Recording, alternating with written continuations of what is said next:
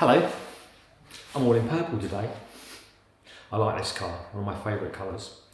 Today, I'd like to talk about ley lines, energy lines and water lines, what they are and what sort of impact they have on us in our health.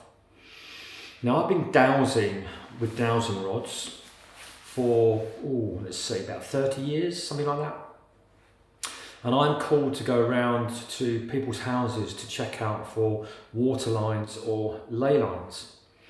Now, a ley line is a natural energy line. In China, they call them dragon lines. Here we call them ley lines.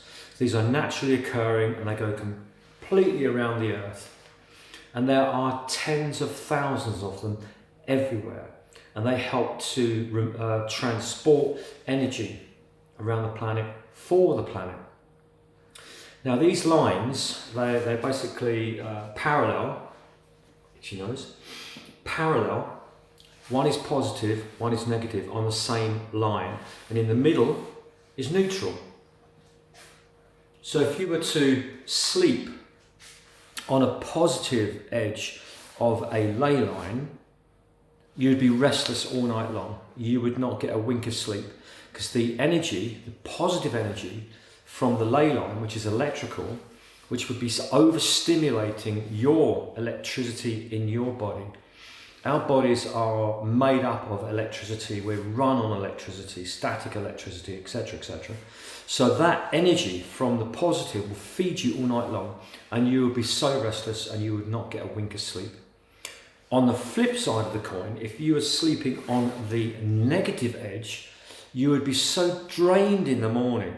You have no energy. It would suck the life force out of you. And sleeping on either one of those is going to harm you physically. Over the years, I've had to go to people's houses where they've actually lost, one lady lost 2 husbands to a ley line, believe it or not.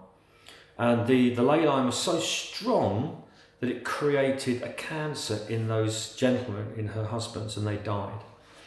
And it was that powerful that when she rolled over and laid into that line, her breast fell into that energy line and she lost a breast as well. This is how powerful and how dangerous they can be. That is a very, very unique one. And we had to do some major work on this house to clear and shift this particular ley line. It was just, I couldn't even go in the room. It was upsetting me so much because it was so powerful. So that's a ley line. So we do not need to be sleeping on them or sitting on them. Another story, a lady in Sweden, very, very healthy, very vibrant. She's moved with the whole family to a new home. And then her health deteriorated and she hadn't got a clue. Now, on the house, or shall I say through the house, was another ley line. And this ley line was passing through and underneath her bedroom. And some of these ley lines can travel up to 40, 50 feet if they're really, really strong. So it was affecting her in her bedroom. And not just that, all the appliances in the kitchen that ran on top of this ley line kept blowing up. Brand new appliances.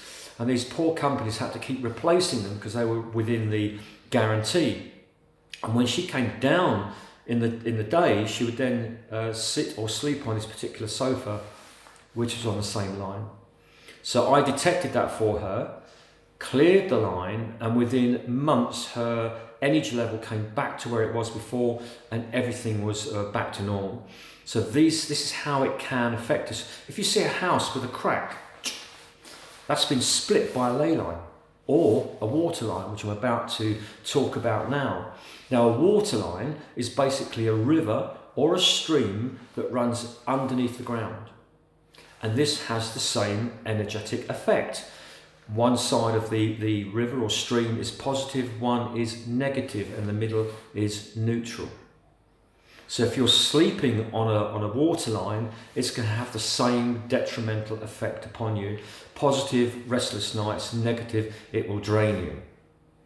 I've done this with scientists around the world and it's blown them away. I would find a ley line out in the garden somewhere or wherever we were working, and I'd get them to stand on a positive and hold their arm out really strong, then I'd get them to stand on the negative and their arm would just drop. And they were just like, well, you can't see it, can't touch it, smell it or taste it, but it was having an effect upon their body. And this is how I teach those that are skeptical of this. Just find a ley line or a water line, find the positive or the negative edge and have some fun on that. So if you do have something like that running through your building, there is a way around it. But that's a little bit more, I don't know, it's not technical as such. I just don't want people watching this thinking, oh God, this guy's in the head. I am actually. No, I'm not. So yeah, anyway, water lines, ley lines, we do not want to be sleeping on them at all. Now, if you get a ley line that crosses, that creates a vortex. And then that creates an opening of energy. And if you've got anything negative on that ley line that's travelling around, it can actually come up through that vortex, that crossing point. Same with the water. If you've got two rivers or streams under the ground that cross, it creates a vortex. Now you can actually use this to empower you, but you shouldn't stand on it or stay on it for too long. When the church build churches, they make sure that the pulpit is on the crossing either of two ley lines or two water lines, because as that spirals that energy up, it feeds them, it empowers them to, give their sermons. And that's why they always build churches on ley lines. And you can guarantee every single church has a ley line running straight through the front door. And the ley line energy will be flowing in that direction. So when you're actually walking towards it, you're actually pulled into the church. And these were all sacred sites before churches got there, as we know. So make sure that make sure, it's not advisable to be sleeping or sitting for long lengths of time on ley lines or water lines. Now, energy lines is something that we create. So if we're walking a certain path constantly, we actually create an energy line. Or if we activate certain energy sites, say stone circles or quoits or something like that, you can actually interfere with or create an energy line. And again, this is where you need to do dowsing. So you walk along with your dowsing rods and the rods will open in line with that particular energy line or water line or ley line. And once again, you must not be sleeping on an energy line. And an energy line will be the same thing. It will have a positive, a negative and a neutral. Now, I've used to keep bees.